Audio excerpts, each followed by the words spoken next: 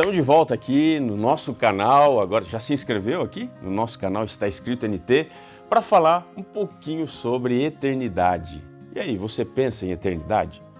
Isso passa assim na sua cabeça? É uma das coisas importantes para a sua espiritualidade? Marca aqui nos comentários se você pensa no céu, se você tira um tempinho para pensar como é que vai ser sua vida no céu. Aliás, a nossa eternidade vai ser no céu, vai ser na terra, tem muita confusão sobre isso também, né? O que a Bíblia fala sobre esse assunto? Nós estamos falando aqui sobre eternidade porque esse é um assunto muito importante e para a gente entender sobre eternidade só há um jeito, através da revelação de Deus.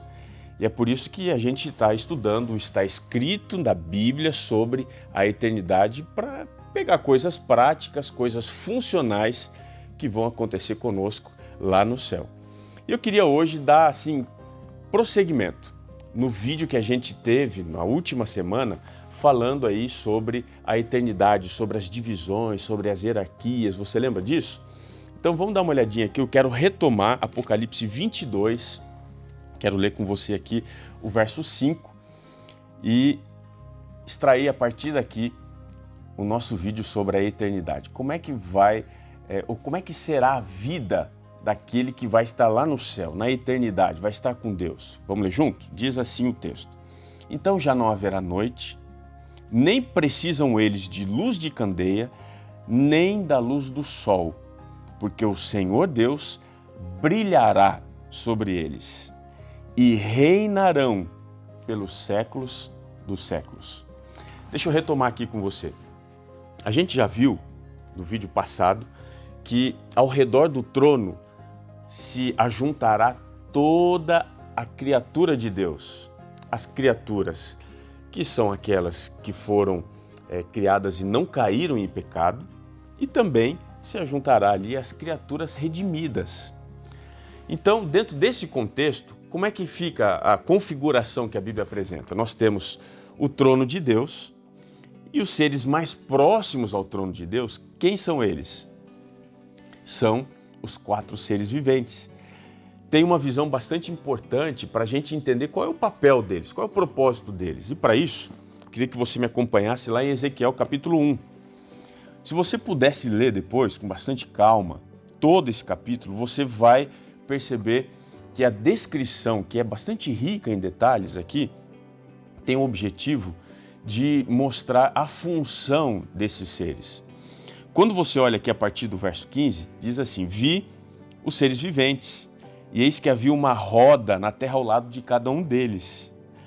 Diz aqui o verso 17: Andando elas, podiam ir em 4 direções, e não se viravam quando iam. É uma visão assim bastante curiosa, com muitos detalhes.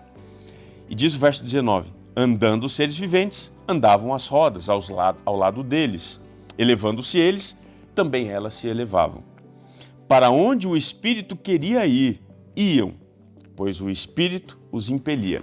Veja, tem muita gente que até acha que o Espírito Santo não é Deus porque ele não tem um trono. Mas veja, é o Espírito Santo que move esses 4 seres viventes e eles têm a função de levar o trono de Deus para o lugar aonde ele precisa ir. Portanto, quando você vê o trono de Deus, você tem o trono de Deus, o Apocalipse fala do trono do Cordeiro, e tem o Espírito, que é aquele que conduz o trono de Deus para onde ele precisa ir. E os 4 seres viventes são os responsáveis por levar. Então, eles têm essa função de proteger a glória de Deus, de cobrir a glória de Deus e de levar a glória de Deus para onde ela precisa ir. Nós vimos também os 24 anciãos, que são os representantes da humanidade. Mateus 27, verso 51, diz que eles foram ressuscitados, e Efésios 4, verso 8, deixa assim bastante clara a ideia de que eles foram levados para o céu para serem os nossos representantes diante do trono de Deus. E o detalhe curioso sobre os 24 anciãos é que eles não aparecem no Antigo Testamento. Você não encontra 24 anciãos no Antigo Testamento, mas no Novo Testamento, especialmente no Apocalipse, você encontra ali esses representantes da humanidade que foi afetada pelo pecado, mas foi restaurada por Jesus. Eles estão ali como sendo esses embaixadores, os nossos representantes diante de Deus. E aí você tem os 144 mil. Quem são os 144 mil? O Apocalipse 14, o verso 3 e o verso 4, diz que eles são os embaixadores de Cristo, são as primícias, são aqueles que viveram na última geração. Então são aqueles que seguem o Cordeiro onde quer que ele vá. O que isso significa? Onde Jesus vai, eles estão. Eles são os frutos. Jesus, ele tem nessas pessoas, os 144 mil, os seus representantes do momento mais especial da história da humanidade. Quando o pecado provocou a pior devastação, ele ofereceu a melhor salvação. E assim, eles vão seguir o Cordeiro onde quer que ele vá. Vão morar com o Cordeiro dentro da cidade santa. Só que, quando você vai além, você observa que tem ali uma grande multidão. Quem são esses? Veja, se a gente for à Bíblia, a gente percebe aqui no Apocalipse capítulo 21 que a cidade que Jesus está preparando é uma cidade interessante. A cidade é quadrangular de comprimento, larguras iguais. E olha só, não é um quadrado, é um cubo. Ela tem a mesma extensão de comprimento, de largura e de altura. E se você for levar como sendo literal a medida que você tem aqui na Bíblia, a extensão dessa cidade seria algo em torno de 3.000 quilômetros ou algo em torno disso. De 2.500, talvez a 3.000 quilômetros de comprimento, largura e de altura. Seria um cubo impressionante.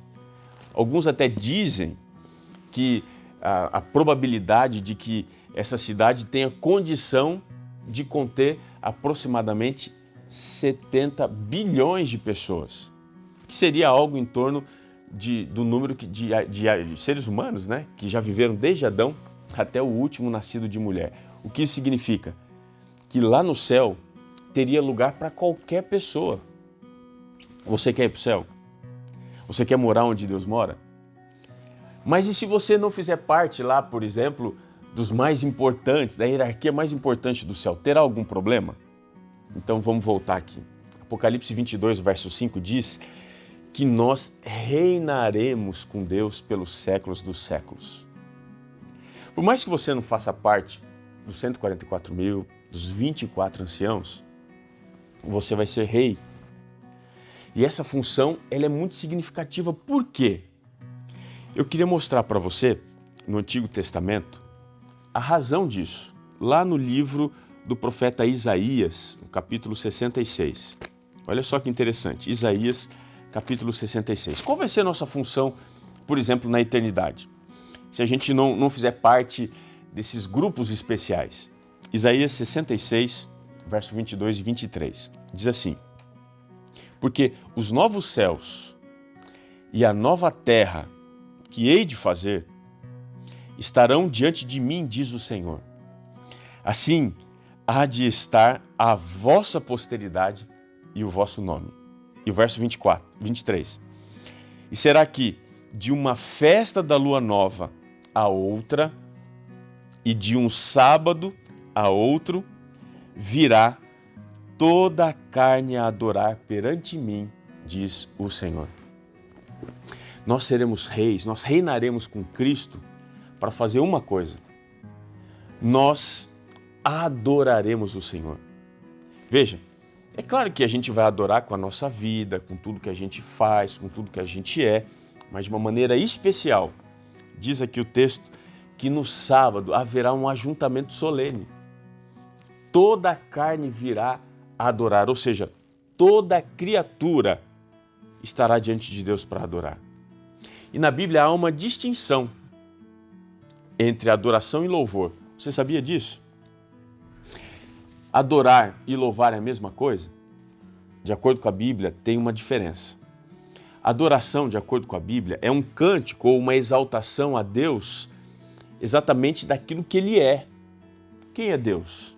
Deus é o Criador, Deus é eterno, Deus é justo, Deus é longânimo, enfim, isso tudo são descrições de quem Deus é. Isso é adoração. E o que é louvor? Louvor é um cântico, uma exaltação daquilo que Deus pode fazer. Deus pode salvar, Deus pode estender a sua mão de graça. Tudo que Deus faz deve ser louvado. Lá na eternidade, nós seremos chamados a adorar, ou seja, a reconhecer quem Deus é. Especialmente nesse dia ou nesse ciclo especial de festividade, nós seremos os grandes exemplos para todo o universo criado de Deus, de que Deus é aquilo que Ele fala que Ele é. Ele é Criador, Ele é poderoso e Ele também é Salvador. É por isso que o nosso papel vai ser muito importante no céu. Você não vai ser qualquer um lá. A sua presença no céu, na eternidade, vai ser muito especial. Você sonha ir para lá? Você está se preparando para lá? Possivelmente você tem alguma dúvida sobre esse assunto. Se você tem, coloca aqui nos comentários. A gente vai ainda fazer um último vídeo dessa série e quem sabe a sua dúvida seja o tema central para a gente fechar aqui essa série sobre a eternidade. Eu sei de uma coisa, que o que Deus tem feito para você e para mim, a gente não consegue pensar, a gente não consegue imaginar e nunca quem viveu aqui neste mundo consegue descrever com precisão o que Deus tem feito para aqueles que o amam. Olha, não vale a pena trocar tudo que Deus tem feito por qualquer coisa aqui deste mundo. Que teus olhos estejam lá e não aqui, tá bem? Mas, se você quiser ter, assim, algum outro tipo de conhecimento sobre a eternidade que a gente não falou, coloca aqui nos comentários que talvez seja isso que a gente use para falar no último vídeo na nossa série sobre a eternidade. Um abraço e até lá!